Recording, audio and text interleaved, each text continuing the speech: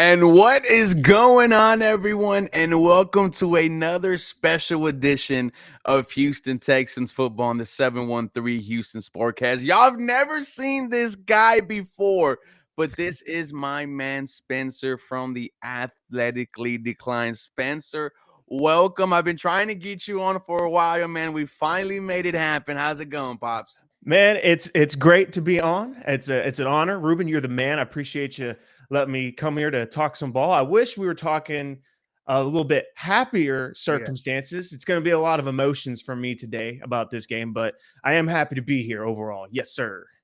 Man, 100%. Before we jump into it, guys, episode brought to you by BetUS. They're giving you a 150% sign-up bonus on your first deposit to $2,000. On your second and third deposit, it's 125% bonus. Promo code YouTube150 gets it done. And Spencer, unfortunately, on Christmas, in front of Houston, in front of Beyonce, the Houston Texans get absolutely embarrassed 31-2 by the Baltimore Ravens. Now, the reaction the past 48 hours has been all negative. The main, I guess, idea coming off of Texans Twitter, Instagram, oh my God, Facebook. Facebook's a horrible place for Houston Texans content. Is this season a disappointment?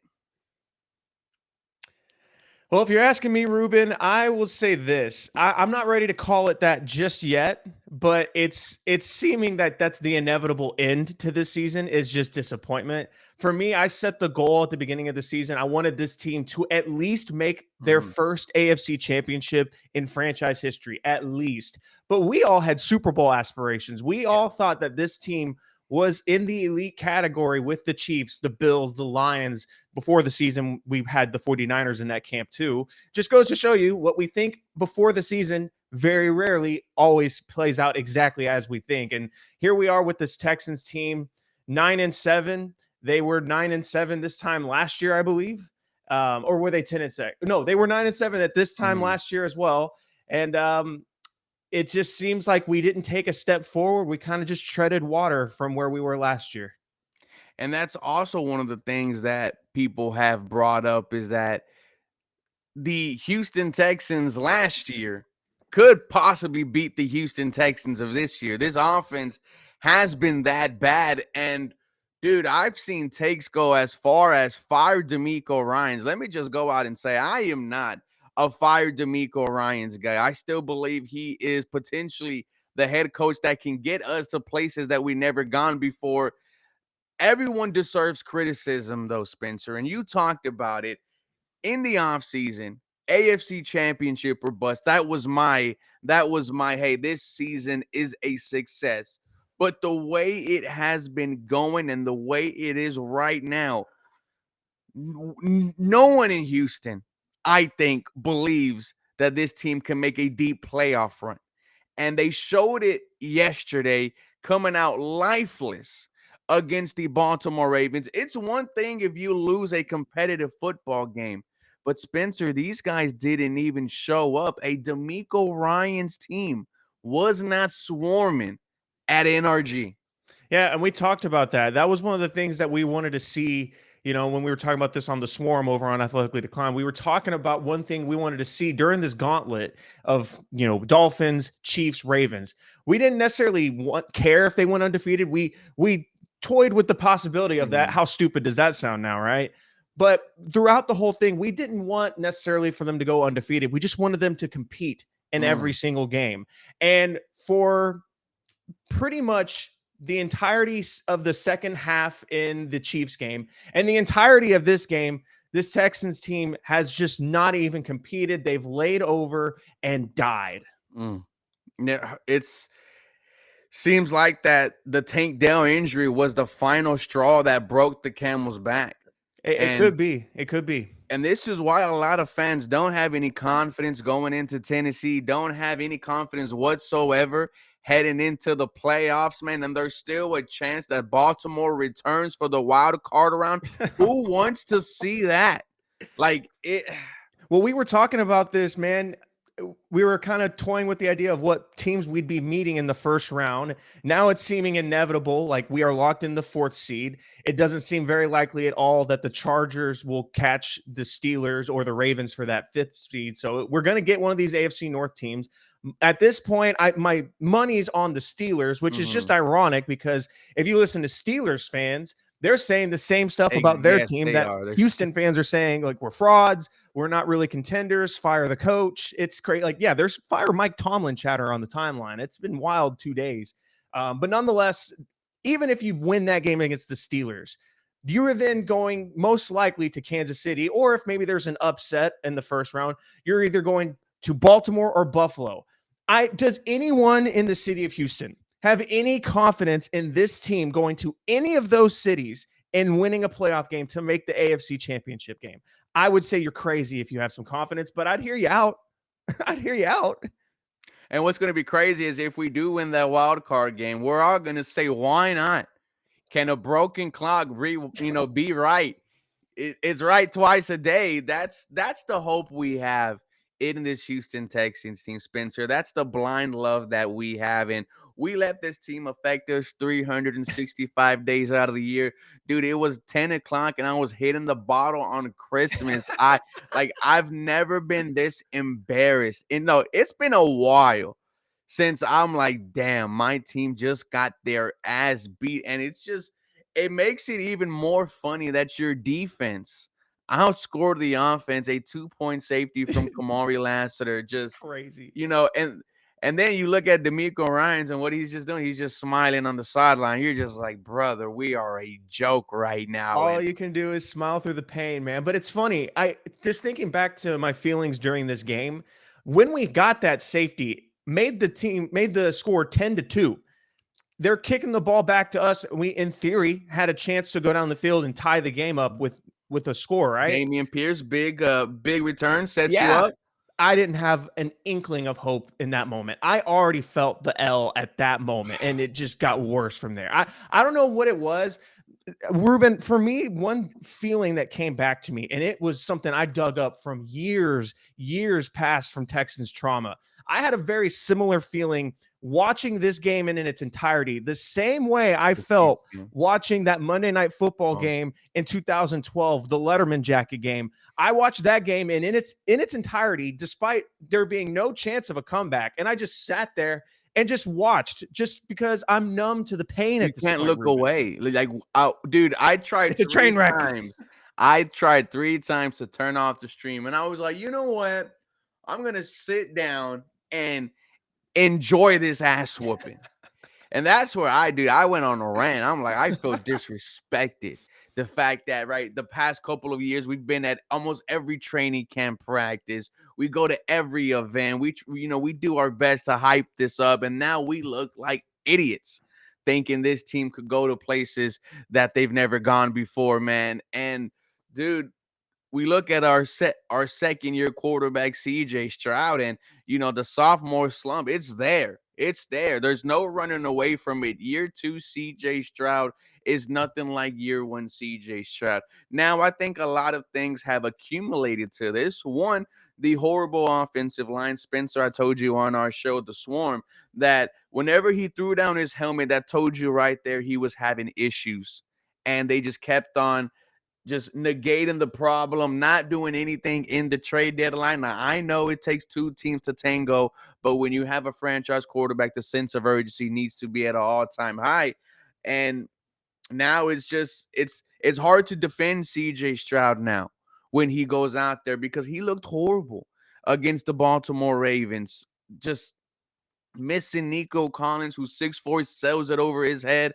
Dalton Schultz, comes out in the flat, and I know he gets his ankle stepped on, but still, if it hits Dalton Schultz in the hand, it's a first down, maybe more.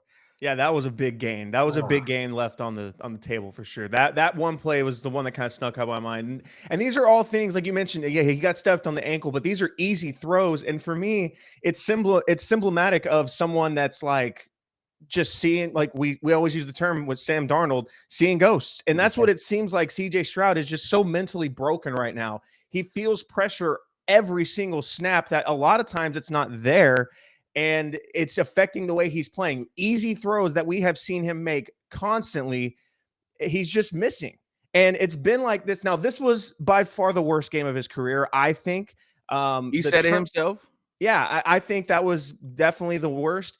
But this has been a problem for, I would say, the past month or so. It almost seems like for me, ever since the second half of the Detroit game, that's kind of where things really seem to rear their ugly heads about the problems that this offense has. I know there's been problems all year long, but they really seem to become the big issue that we're seeing now in the second half of the Detroit game, whenever they didn't score a point and they choked the game away.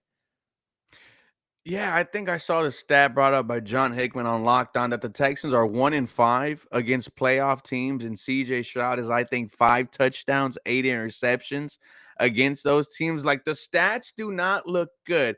But let me give you the other side of this, Spencer. And this is the side that I disagree with and say that you're committed to mediocrity.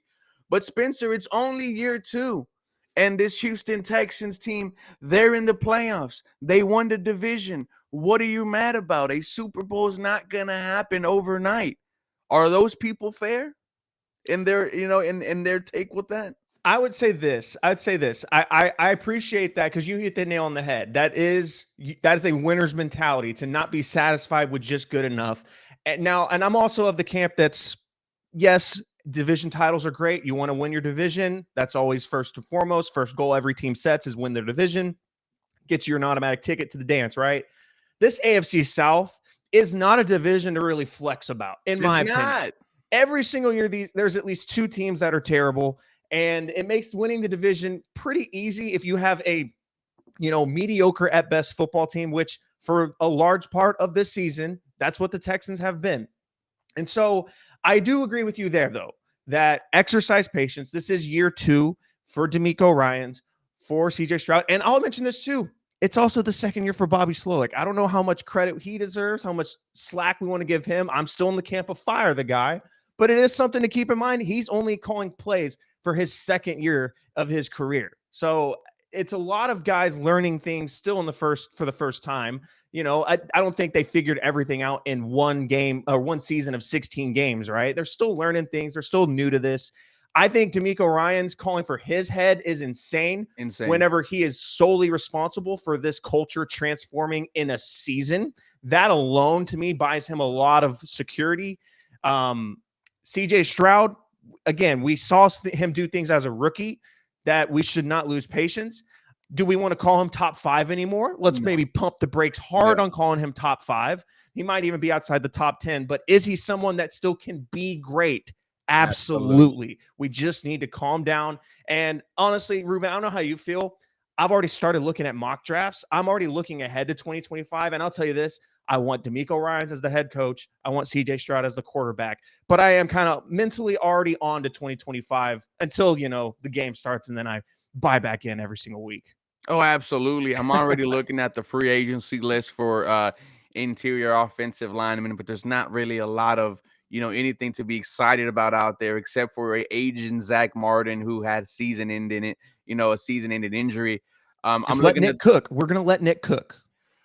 But then again, bro, do you trust him to fix the offensive line? This is the highest paid unit in the league. You've invested already so many first-round, second-round picks across the board. Do you even trust Nick at this point to bring in a good offensive line? Well, I do, and here's why.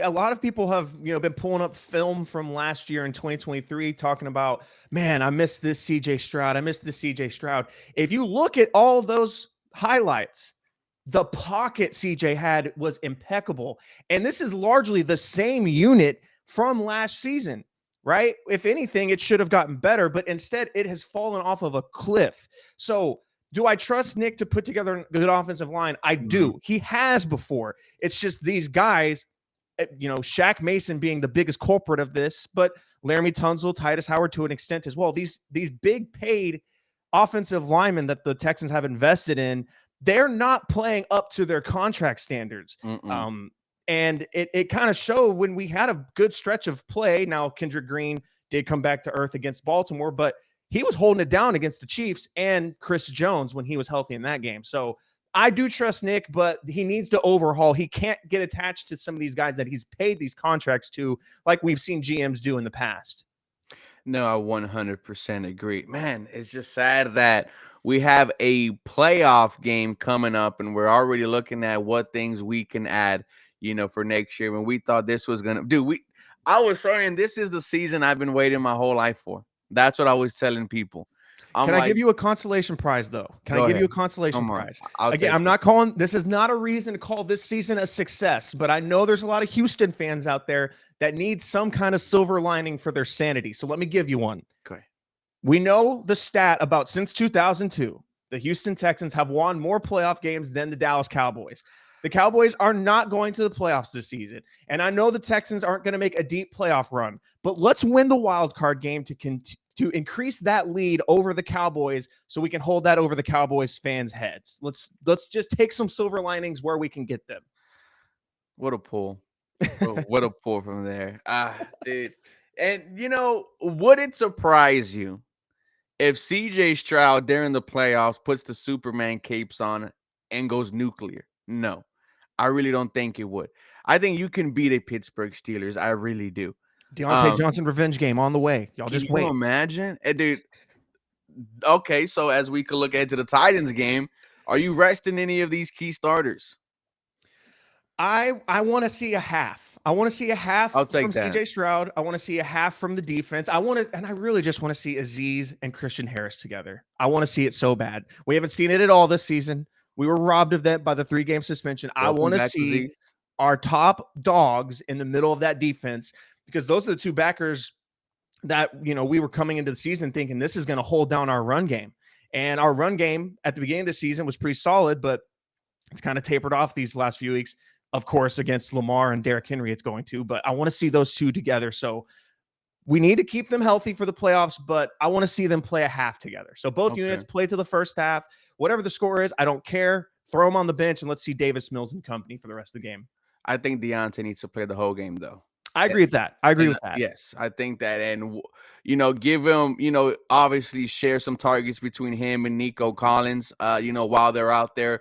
But once it's Mills and Millie out there slinging it, Deontay needs to get almost every single target. He needs that. That's another reason why I still have some little glimmer of hope. Can we see a legit second option for CJ Stroud? Because, I could argue even when you had Stephon Diggs and Tank Dell, they really weren't impactful as number 2 wide receivers. It wasn't like last year where you could hit Tank Dell on a big play and then hit Nico on a big play. It hasn't been that, like that this year for the Houston Texans offensive line. You excited for Deontay Johnson or no? What?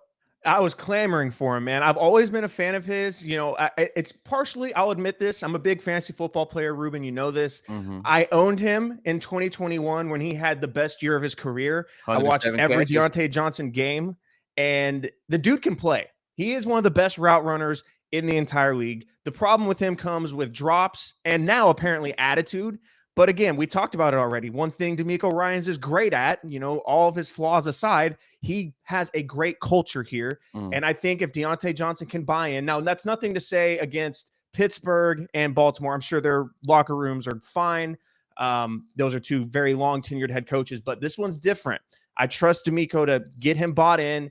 And here's the deal. He is playing for himself because this offseason, he's got to get paid. He needs a contract. So he's going to do everything in his power to put some good film on in 2, maybe 3 games. If something goes crazy, he's got to go crazy in these 2 games at least to get paid. So I want to see a lot of Deontay Johnson. I'm excited to see what he could possibly do.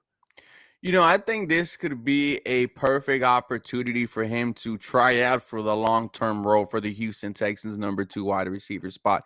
He's only 28 years old, and with the injury to Tank Dell, I don't think we're going to see him next year. You can even say this might be a career-ending injury for Tank Dell. We saw Cecil Shorts tweet out, that's the same injury that ended my career. I think this could be a great tryout period to see what Deontay Johnson could potentially bring next year for the 2025 Houston Texans offense. So I'm excited to see what he can do, man. Yeah, I'm telling you, he's a great route runner. He's someone you can put in the slot. I'm not a crazy athlete, but I'm a big fan of what he could do But again, it doesn't matter if we got CJ Stroud seeing ghosts. We need to get him confident first and foremost. But I agree with what you were saying, just with one small exception. We were getting that production from the wide receiver 2 for one half against the Chiefs, and then the injury happened. But Yes. I thought that's why that injury hurt so much, bro, is because I really felt like, all right, Tank's back. Tank has arrived in 2024, and then it was all swept away. Dude, when we were at the watch party, Tank was just every big play that Tank made, the crowd was just erupted. Aziz Al-Shaair pulls up and then immediately touchdown. We see the injury, like the energy just sucked out of the place. And when you see CJ Stroud very emotional, I mean, I could understand it. What were your thoughts on that, man? Yeah, I see Dude. I see the questioning of the mental toughness. He's not the guy because of him crying. But I can say though, what I did not like is how it took him out of the game, and it felt like it took him out of this game too. I agree with that. I definitely bothered him, and it was visible. Like we talked about, the second half against the Chiefs was terrible, and maybe he's not fully recovered from that.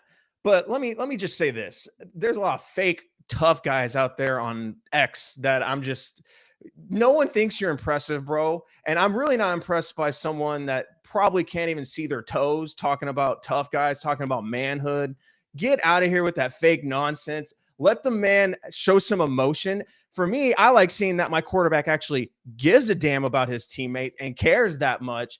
I know people don't like seeing tears from a man, but that's another topic. Don't get me started on that topic. We will devolve this thing into a whole other topic. Don't get me started. But nonetheless, a lot of fake tough guys out there talking about CJ Stroud being soft. And let's see what you bench compared to CJ. I'll just say that. I just think about everything he's overcome in life. Like CJ Stroud is definitely mentally tough to play the game of football. I mean, it's okay to people to cry, man. I mean, I cry every time I watch a One Piece episode, right? That's okay. But I feel like I cried on Christmas watching this team, dog. Like, dude, what are we talking about? Oh my God. I mean, the hours after that just felt like days. Like how we talked about this is your opportunity to show the world that you are indeed a contender, and you show to them that you're barely even a playoff team, that you're just lucky to get in because of your division. And when you heard Rex Ryan say last week, they look one and done. I mean, he looks right. That's why, man, a lot of people have called this season a disappointment because we haven't seen the five-headed monster from this offense. We haven't seen CJ Stroud become that superstar guy that we thought, that we were going to see. However, there's a lot of, excuses. The offensive line being horrible. Nico missing time. Mixon missing time. No Tank Dell. Stephon Diggs out. Jalen Petrie out. Jimmy Ward missing time. Aziz Al-Shaair missing time. There's so many you could point to and say, yeah, that definitely affected this Houston Texans team. Yeah, but that's life in the NFL, man. At some point that can't be the excuse. At some point you have to just next man up mentality and just figure it out. That's what so many other teams, like look at the Lions right now. The Lions are still dropping bombs on offense or on defenses. 20 people on IR. Yeah, and they're not worried about. You don't hear them crying about it. Now watch them lose in the playoffs, perhaps. Maybe that changes a little bit, but nonetheless, that's what you have to do in the NFL. Everyone gets hurt. Everyone has debilitating injuries that hurt their team, and it's just who's going to be the next man up. You just got to find them. Well, Jared Wayne, let's go. We saw. I cheer you again. On my bad. We saw Coach JB from Netflix say that was a stupid route concept from Bobby Slowick. Shout out to Coach JB, last chance you. And shout out to you, Spencer, man. I wanted to thank you for coming on. Shout out everything you do, man. I have just joined the Athletically Declined, so I get to work with some amazing people like Spencer, like RJ The Hill, like Jet, and I can't wait for more. But brother, let the fans know where they can find you, your latest work, and everything you do. Yeah, so first and foremost, make sure you are following Athletically Declined. That's at Athletically Declined. We are on every social media, YouTube, Instagram, TikTok, X, you name it, we're on it. So find us there, Athletically Declined. You can also follow me on Twitter. I'm Roland_Nolan. And then on Instagram, I am at Mr. Fantasy FF, Mm. always dropping fantasy football knowledge and tips and recap episodes every Monday night. The season finale is this Monday night. We'll be wrapping up all of our championship matchups and giving out some fantasy season awards. It's going to be fun. I'll probably have to bust out a suit for that. Maybe Nice. be all fancy.